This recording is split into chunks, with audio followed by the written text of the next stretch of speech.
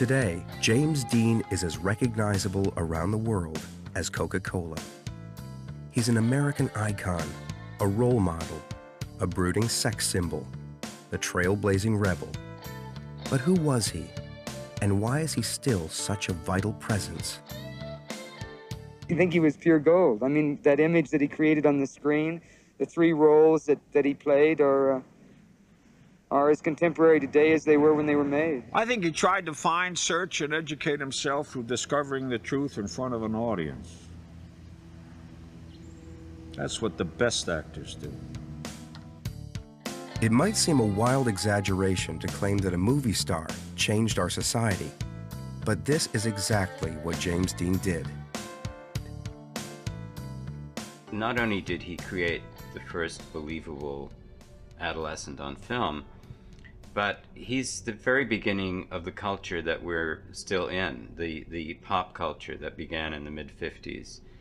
And it permeates everything in our society and around the world. He looks out at us from his films and photographs, as contemporary today as when he died 50 years ago. But how did a 24-year-old actor who only made 3 films become a legend? And why do we still ask questions about his sexuality and his death? I think it's important to remember that neither Jim Morrison nor James Dean committed suicide. Their deaths resulted as a direct result of a lifestyle that did not possess in its vocabulary the words compromise, or stop. He arrived in the 50s when everything seemed to be perfect on the surface. America had all those beautiful cars, everything was looking really fantastic, and he looked the part, but he despised it all, and he wanted it all overturned. And he became the ideal person to represent a whole range of things that were important to American youth at the time. Rock and roll, fast cars, he was the film Elvis.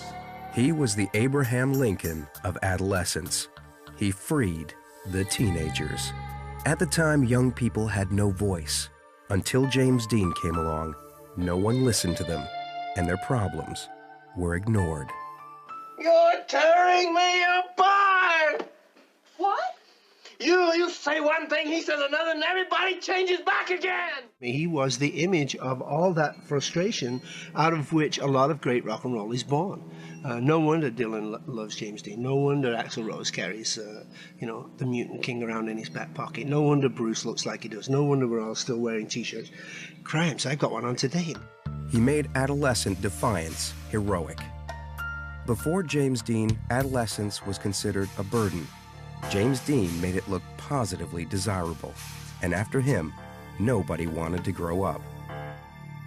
He would prove an endlessly durable role model as each successive generation claimed him for their own. He was the beginning of the youth culture, and we are still absorbing his shockwaves. Before James Dean, teenagers were portrayed in cliches, either as cute Bobby Soxers or juvenile delinquents. Then along came Rebel Without a Cause. In Rebel, Jimmy portrayed a defiant teenager fighting the hypocrisy of his family and society. He made an awkward stage of growing up look sympathetic and real. No wonder James Dean became the rallying point for teenagers who could identify each other by their provocative style: boots, blue jeans, t-shirt, hair, and just plain attitude. He articulated what every teenager felt, but couldn't express.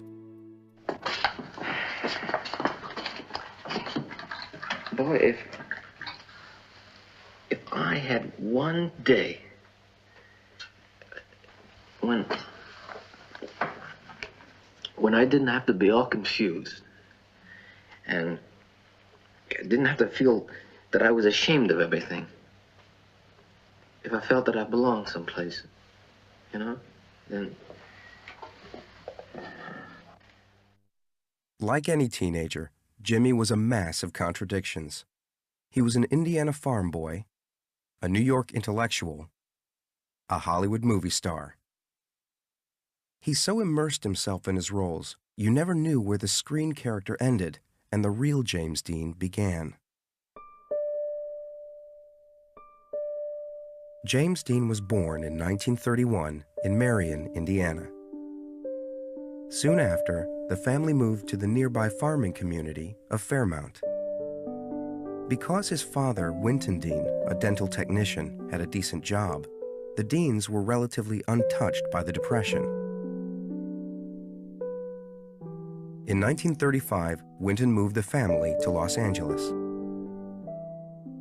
As an only child, Jimmy formed a very close bond with his mother, Mildred. She had a great love for the arts and life, which she instilled in Jimmy. His mother was a real petite little lady, and she had real sparkling eyes and a great big smile, and she was just a fun person. She had lots of energy, so he got this, from her, and she would come and she would mimic the neighbors, and we would just think that's hilarious, and of course, he could too. When Jimmy was just 9 years old, his mother became very sick, and in a few short months, died of cancer. She was only 29.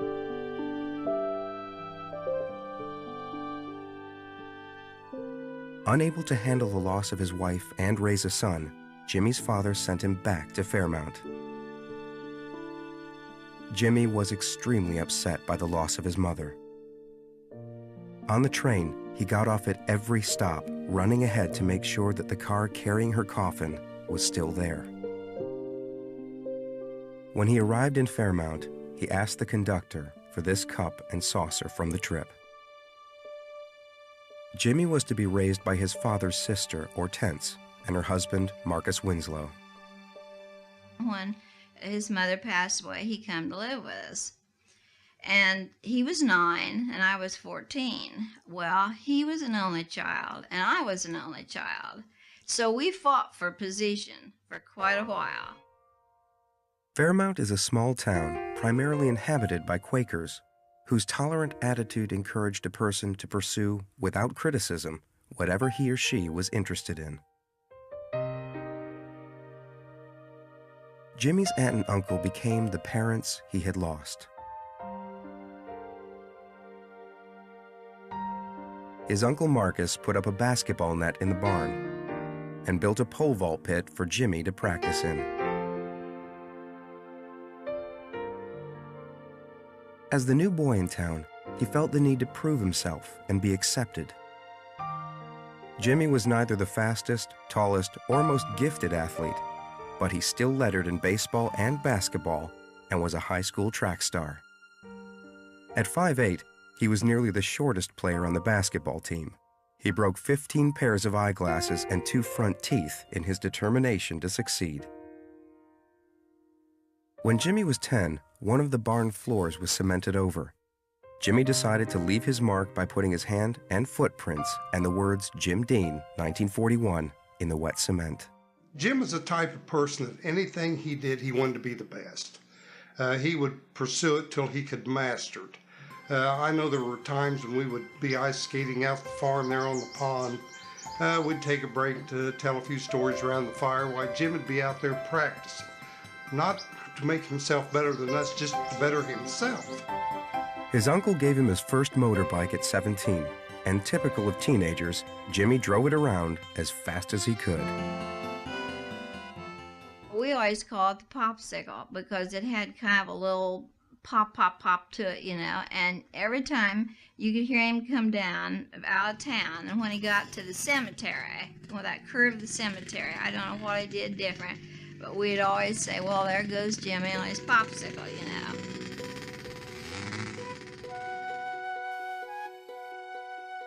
In an assignment for one of his classes in high school, Jimmy wrote, "Most of all, I like art, to mold and create things with my hands.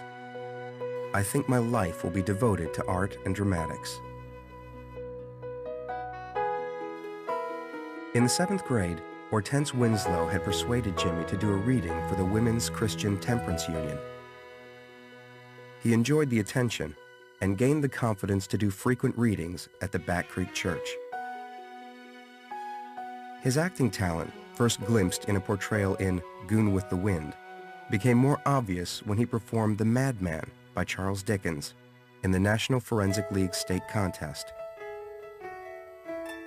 He took first-place honors, startling the judges with his unorthodox choice of material, and a performance that began with a blood-curdling scream.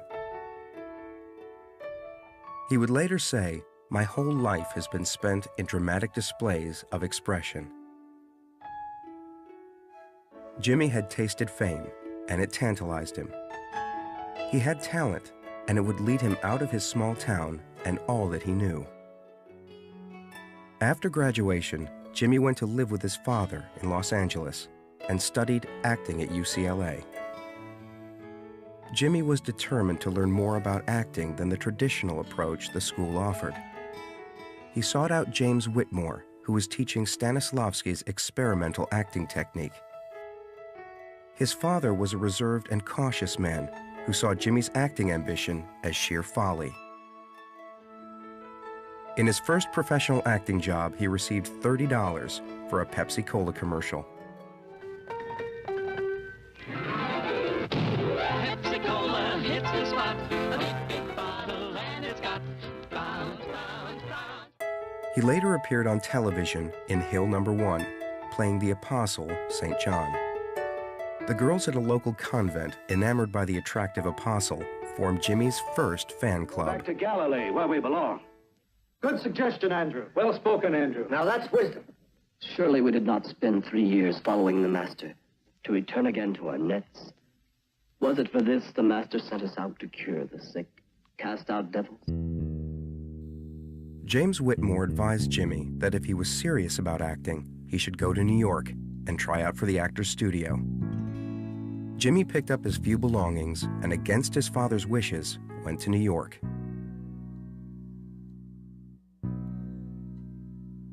Intimidated at first by its sheer size, New York had an exhilarating impact on Jimmy.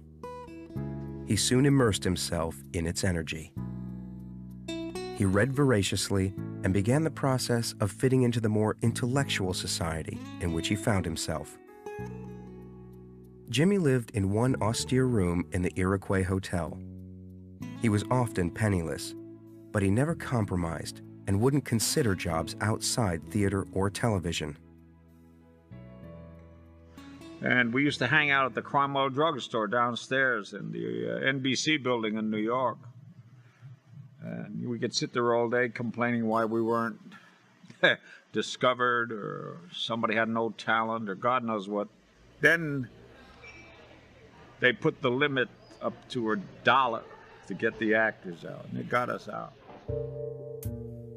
When he auditioned for the Actors Studio, his performance was so compelling that out of the hundreds of applicants, he and his scene partner were the only 2 people accepted. Jimmy observed classes but did not participate. He couldn't bear to have his performance criticized by the class. He said, "If I let them dissect me like a rabbit in a laboratory, I might not be able to produce again."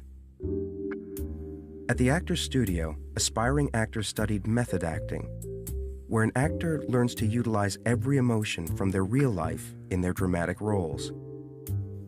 Although this line between acting and life was deliberately left ambiguous, students were warned never to confuse the two. Jimmy repeatedly violated this rule. He succumbed to what the method called the existential fallacy of confusing himself with his creation. It gave a sense of urgency and risk to all his roles. In the 50s, live television plays were the training ground for actors, writers, and directors. Jimmy was cast in over 30 of these dramas. Hello, I'm James Dean. Welcome to the Schlitz Playhouse of Stars. Our play is the story of a young man named Jeffrey Latham, who opened the door of a very ordinary, innocent-looking roadside diner, and he found his whole life changed. You pushed the car into the water with the trooper still inside of it? Jimmy just played what he felt and responded to other people with exact truth. He was a totally honest actor and a very sweet guy. Jimmy made his first appearance on Broadway in See the Jaguar. He played a simple-minded teenager captured and caged by the local bully. The play lasted only 5 days, but garnered him good reviews. He was talented and gifted and sensitive, and sometimes impossible. My wife says that when she and E.G. Marshall were in a television show with young James Dean, he took a lot of the rehearsal time, and E.G. Marshall said, "He's going to be a big star." And my wife said, "Why?" He said, "Because he's impossible, because he makes demands." The restaurant on top of the Museum of Modern Art was a favorite hangout for Jimmy and his friends. Among them, composer Leonard Rosenman, who would later create the soundtracks for both East of Eden and Rebel Without a Cause. About 11 o'clock in the evening, the doorbell rings, and I said, "Who the heck is that?" And I opened up the door, and there's a guy standing there in black leather. It looked like something out of the Nazi Germany kind of thing. He said, "I'd like to study piano with you." I said, "Come on in." That's how we met.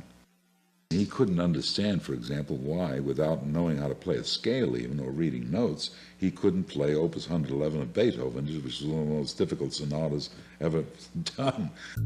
Jimmy's big break came when he got the part of Bakir in the Broadway play The Immoralist. As a homosexual Arab boy, his seductive scissor dance created a sensation, but also fueled rumors about his sexuality.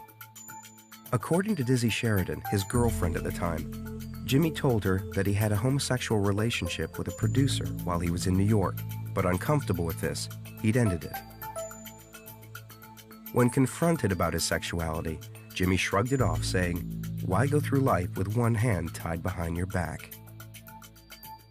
His androgynous style is the prototype, actually, for all rock stars, from Elvis to Mick Jagger to David Bowie.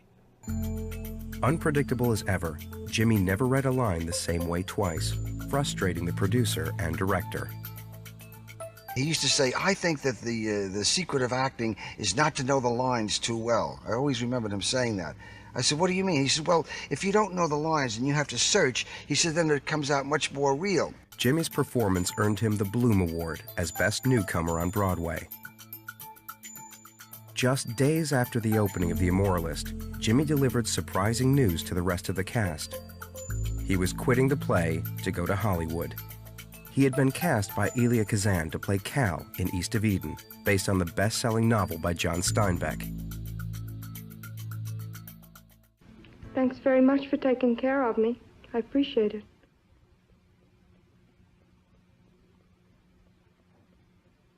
I enjoyed it very much. So did I.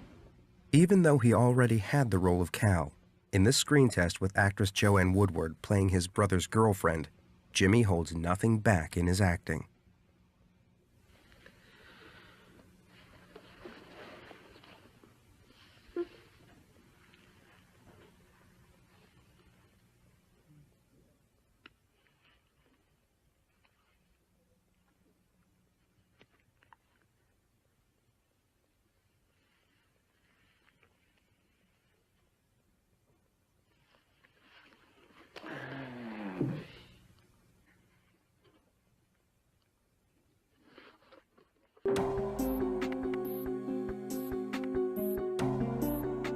In wardrobe tests, it's Jimmy who grabs the attention, here fooling around with co-star Julie Harris.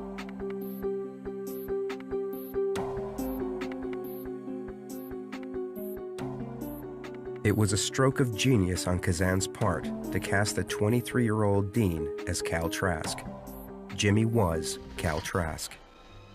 From the moment we catch sight of him prowling the streets of Monterey, he's a hypnotic presence.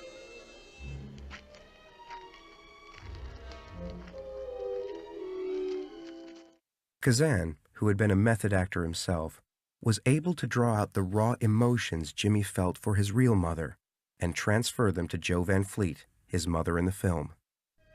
Get out of here. Joe! Tex!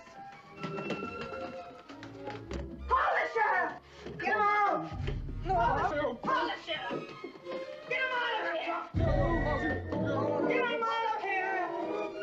talk to him.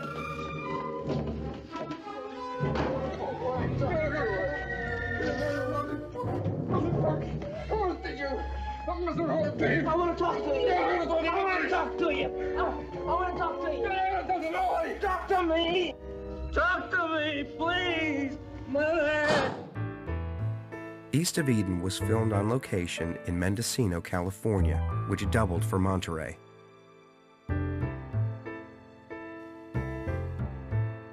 This never-before-seen footage was shot by local resident Addie Reese. The footage captures not only life on the set, but also Jimmy's warmth and sense of fun.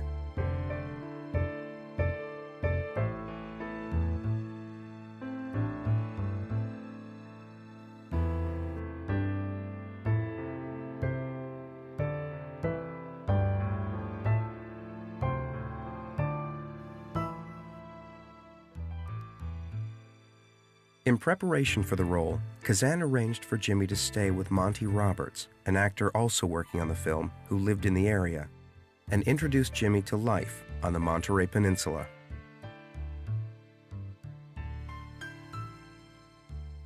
I can recall so distinctly going to the first dailies and sitting there with a man named Kazan, who I revered, and feeling sorry for him that he had made this commitment to do this film with this kid, but it was going to be sad because this poor kid was going to be found out to be a non-actor.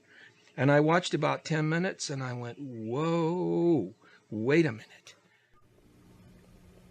Why don't you give Dad a chance? Why don't you show him that you love him? How?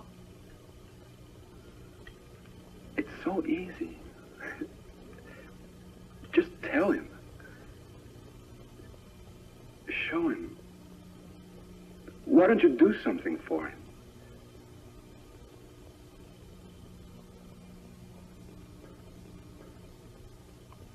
"10 minutes into those dailies, I knew that we were in the presence of greatness, that he could come across on that screen unbelievably real. Jimmy's need for acceptance from his own father had never been expressed, but instead, it waited for release in the poignant relationship with a distant father played by Raymond Massey in East of Eden. I don't want the money, Cal. I couldn't take it.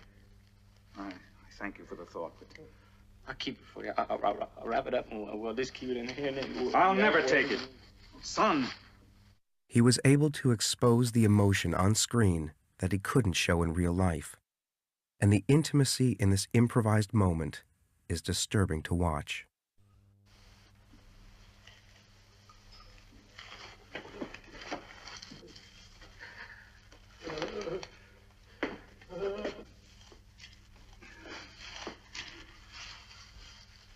Cal!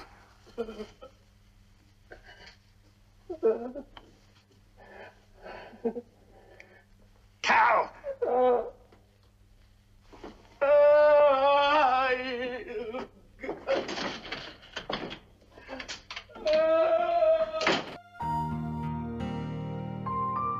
Despite the cast of established stars, Jimmy's powerful performance as the complex character of Cal Trask stirred up so much excitement that by the time East of Eden opened around the world, his name was listed above the title.